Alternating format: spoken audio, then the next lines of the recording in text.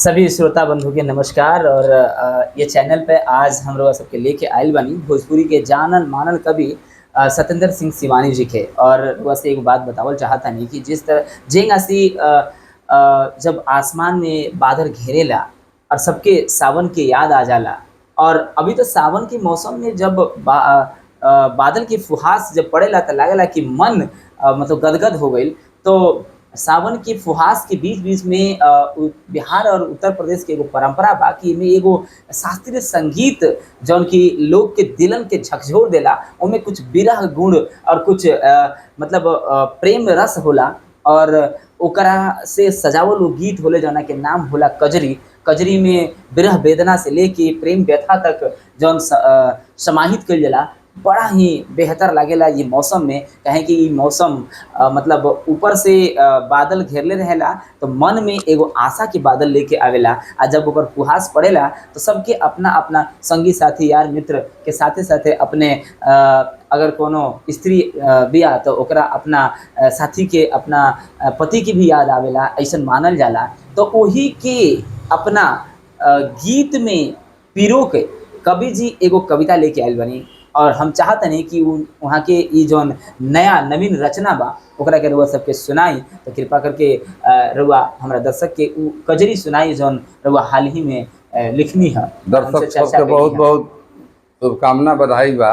आई देखी मौसम तो खैर चलते बा लेकिन किसानों बड़ा परेशान बा। तो एकरा के देख के हम रचना कहीं नहीं प्रकृति के ऐसे तो कहीं दह गईल कहीं बह गईल। हाँ। आ सिवान जिला के गोटनी थाना सुखले सुखले रहे। यहाँ के गांव हो तो यहाँ के जाना तनी बात सही भी बा। तो धरती के यह हाल बा। आई देखी कि बादरा औल बजर बेहाया नईखे लाजो आया ना। क्या बात बादरा औल बजर बेहाया नईखे लाजो आया ना। साँझ सवेरे क्या बात है। घेरी घेरी आवे साँझ सवेरे घेरी घेरी आवे कनखी मारे जीव डेरवावे। क्या शब्द है वाह। तर से बायाना बदरा औल बजर बेहाया नईखे लाजो हाया ना।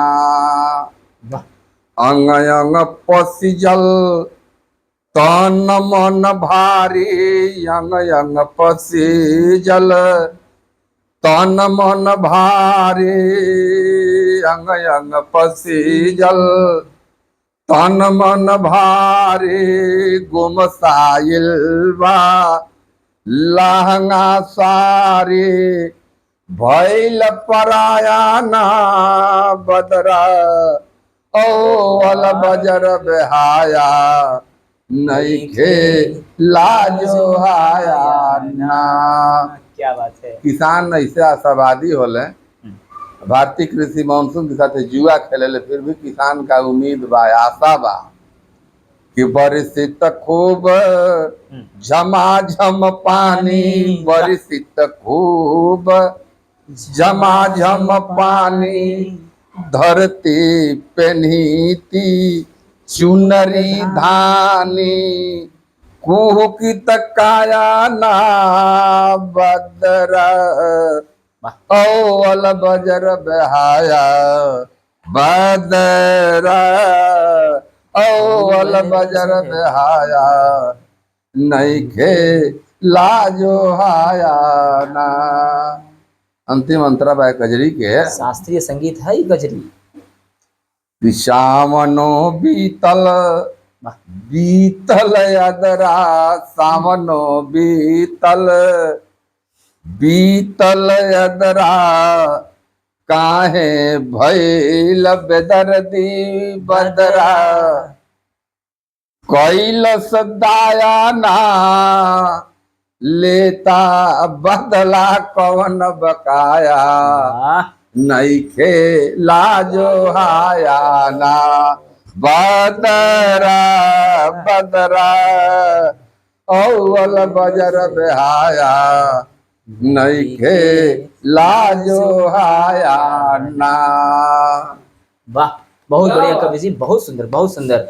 शब्दन के वो जौन अथी रहल है, एमे संगम रहल है, काफ़ी बढ़िया रहल है और शब्द में वो जान रहल है जौन सच में मतलब वो स्थिति के सामने चित्रित करत रहल है, बहुत बढ़िया लागल। और देखी एमे मौसम के भी विज्ञान रहल है, एमे मन के भी विज्ञान रहल है और साथे-साथे केंगा का सावन में होला, केंगा का भादो में होला, केंगा का अदरा में होला। और बात बिल्कुल सही बा कि भारत किसानी प्रधान देश ह और यहाँ सब किसान जौन बा मौसम पर निर्भर रहेले। जब यहाँ मानसून आवेला तो लोग के जौन हियरा बा वो फुला जाला कि वाह, अब हमनी के खेत में जौन बा तौन की अनाज के ढेरी लागे वाला बा, खेत से अनाज आई। और जब वो स्थिति में बादल से वर्षा ना होला तो किसान के छाती पर का गुजरेला।